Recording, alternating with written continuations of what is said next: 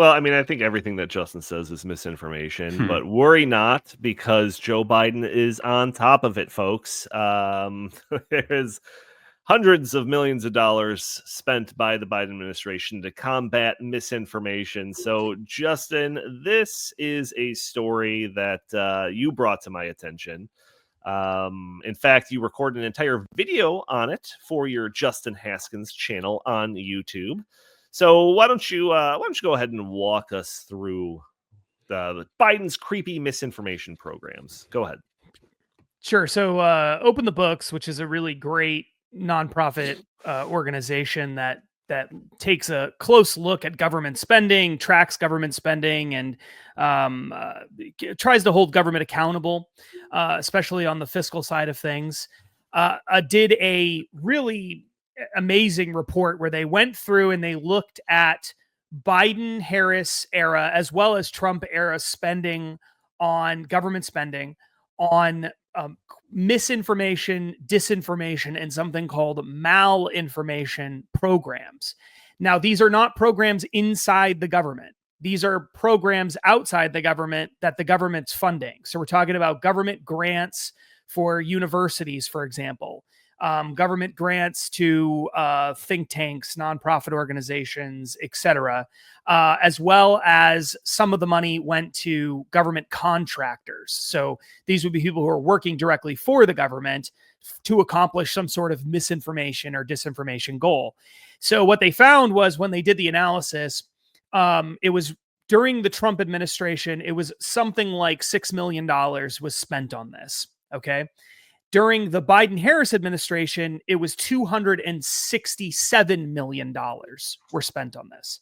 So the Biden-Harris administration doled out $267 million in grants to a whole bunch of different organizations, including a lot of elite universities and things like that, to study misinformation, disinformation, and malinformation. Now, this isn't just like a study. A lot of these programs, and they vary significantly in what they're trying to do. A lot of them are not just programs where they're studying like, oh, what's the effect of misinformation, or what is misinformation, or anything like that. It's not just those kinds of things. They were also many of them were tracking what people were saying online, especially on social media, related to a specific issue. Like COVID was the bulk of the money went to things related to COVID vaccines, mask mandates, etc., where they were studying why people believed the things they did, what people were saying, tracking the various demographic groups and how they were reacting to different things. So we're just really, really creepy stuff. And then some of the programs were designed specifically to, well, how do we develop, basically, I would call it propaganda, but how do we develop government messaging to try to undermine these, what they would say are misinformation, disinformation narratives that exist amongst the populace. So this is all of this money, or the vast majority of it, is government trying to figure out ways to either track, understand, control, manipulate, change what people think, say about a variety of different topics. Now, in a free society, you shouldn't have this. Like, none of these programs should exist. The $6 million or whatever that existed under the Trump administration shouldn't have existed. This is bad. But sure as hell, $267 million in these grants should not be doled out. And a lot of the money, what's really crazy is that a lot of the money, or I shouldn't say a lot. I mean, there's a pretty big chunk of it, but that's still a minority of the money that was spent that still hasn't been actually spent. It's been committed, but it hasn't been spent yet. It's like a government grant to a university to study some misinformation thing on the internet, and they've given them half the money, but there's still half the money that they're going to pay them. So they're still going to pay them more money in the future. So some of this you might be able to stop some of this stuff in the next year or two from actually taking effect. But we're talking about huge, huge, huge amounts of money being spent. And a lot of it, like I said, had to do with COVID. It had to do with lockdowns. It had to do with mask mandates. It had to do with vaccines, tracking what people are saying about it, tracking How do we, what's the best strategy for changing people's minds on these things? Paying for advertisements and various forms of propaganda to get people to change their minds. Like, this was the kind of thing that was going on throughout the Biden-Harris administration. And I mean, I think to some extent, people on the right, we all sort of expect that this is happening, but the idea, people really should be more outraged.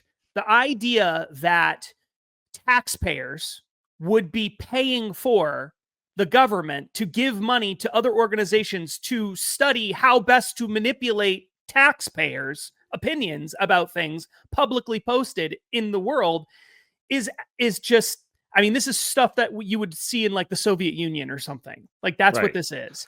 And thank God, we have a new government coming in that probably will not allow things like this to happen while they have power and the control of things. Yeah. This is a lesson. This is a lesson we all need to learn from. The government wants to control us, and they want to study it. They want to track it. They want to manipulate our thoughts and feelings and opinions about things. And do we need any more proof than this right here? And they're willing to spend our own money to do it. It's absolutely how many of these organizations got like these grants of these tens of millions of dollars to just basically like waste a bunch of time, and then at the end of the day just write Joe Rogan at the bottom of the report? Yeah, because I feel like that's probably the outcome of like all of these different studies. Yeah.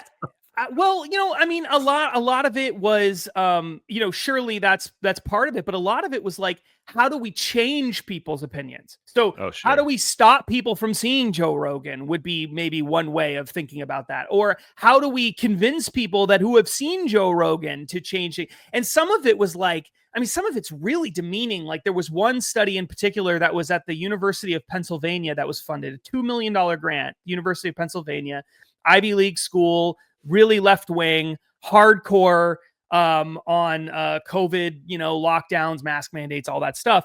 And the study was essentially trying to figure out why certain demographics, and specifically they reference, I believe, Black people in particular, why are they more susceptible to what they would say is COVID misinformation about vaccines and mask mandates and all of this? And how do we what kind of messaging can we give to Black people or other groups as well to get them to change their minds about this stuff? Sure. And it's just like the idea that a bunch of rich, mostly white Ivy League people should get paid money from the government to figure out how to convince Black people to wear masks and get vaccines. It's like, I mean, and the taxpayers are paying for it. Like, that's I remember this. I remember this. This is bringing back a memory from like 2021 or something. I think we covered it on our show, where it was like New York, maybe the city, and maybe it's not directly related to this, but I assume they probably got funding for it. They like put out some like horrible like rap video or something like that was like about people putting on masks or something. I swear Andy's gonna look that up, but I have like a distinct memory of something super cringe. Do you remember like all the cringe COVID like vaccine stuff and stuff that we saw like from late night talk shows, like the dancing, like syringes and like all that crazy stuff? Like, it does make you wonder how much of that was cooked up by some like report or some third party group. And I'll because I know I've been going on and on about, but there was one in particular, this government contract that they did with this group called Guidehouse. And this government contract was so this is not a grant. This is an actual, we're paying this group to give the government some service or advice. All right. And it was the Department of Homeland Security. And they paid, I want to say it was $1 million to this organization, Guidehouse. Guidehouse is a defense contractor.